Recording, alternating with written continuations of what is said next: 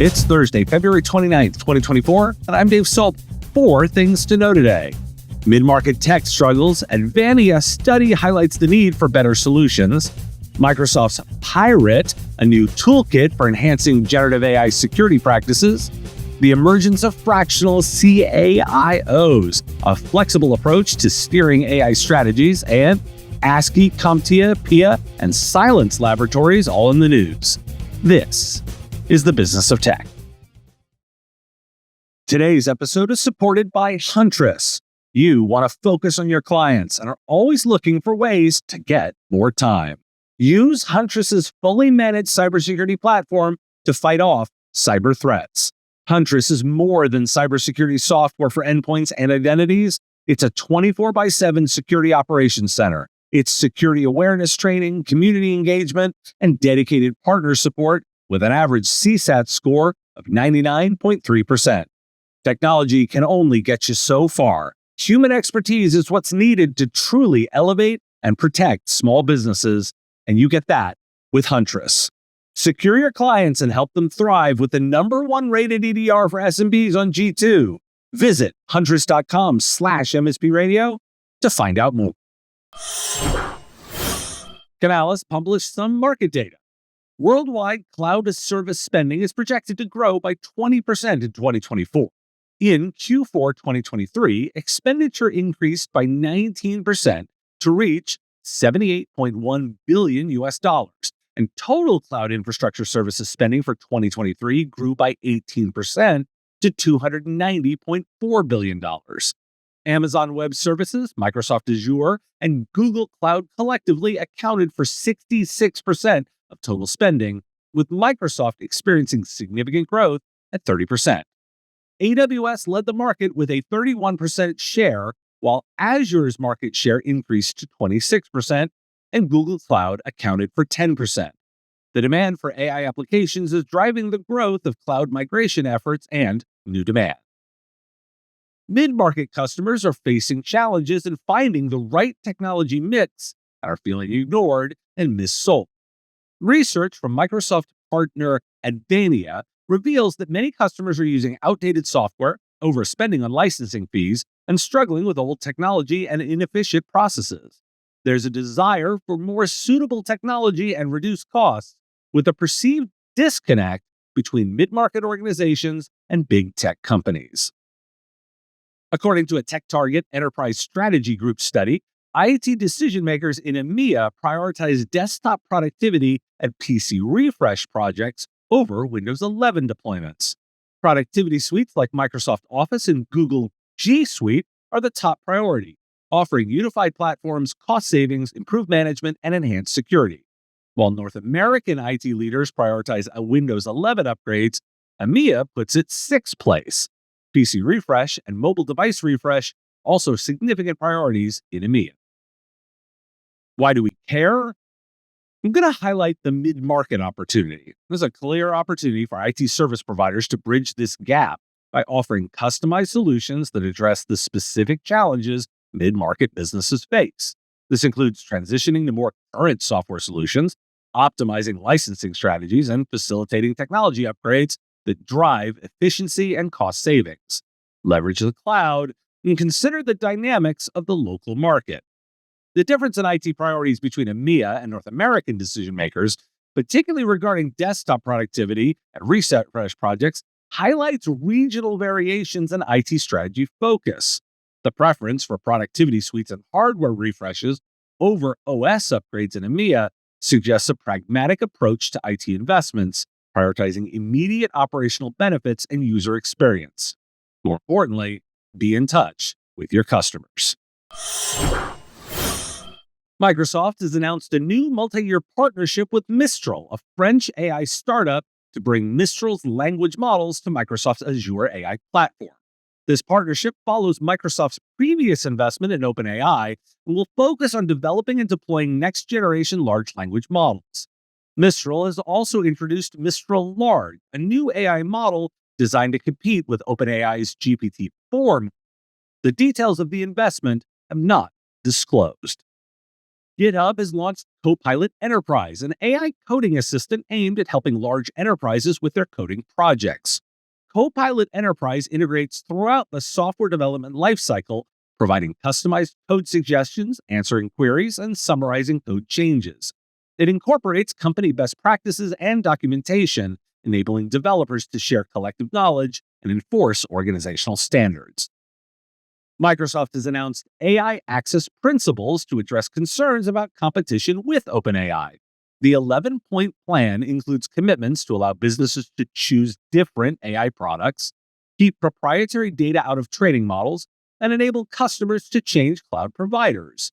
The announcement comes as Microsoft faces regulatory scrutiny for its investment in OpenAI. While the principles are not binding, they serve as a public reference point for measuring Microsoft's actions. Microsoft has also released its Python Risk Identification Toolkit for Generative AI, or PyRIT, P-Y-R-I-T, to help identify risks in generative AI systems. The toolkit, used by Microsoft's AI Red team, automates the probing process for security and responsible AI risks, making red teaming more efficient and time-saving. PyRIT sends a malicious prompt to the generative AI system, scores the response, and sends a new prompt based on the feedback. The toolkit is available for access and includes demos to familiarize users with the tool. Why do we care? IT security teams and developers should incorporate PyRIT into their security practices for AI systems, and developers should consider tools like Copilot Enterprise. Tools can help identify vulnerabilities early in development, accelerate development timelines, improve code quality, and ensure that AI applications are secure and aligned with ethical guidelines. Microsoft is trying to be multi-platform and benefit from investing in a single player. That's the strategy to note, and it potentially helps protect against antitrust. Axios reported that the chief AI officer is losing momentum as experts argue that AI strategy should be a collective responsibility. While some organizations have appointed CAIOs, others are exploring alternative approaches such as AI project teams and ethics committees. The scarcity of qualified individuals for the role and the need for AI transformation across departments are cited as a reason for this shift.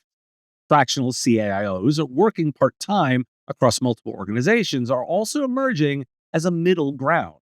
The CEO's involvement in AI strategy and the need for a diverse set of skills and people for widespread AI adoption are required.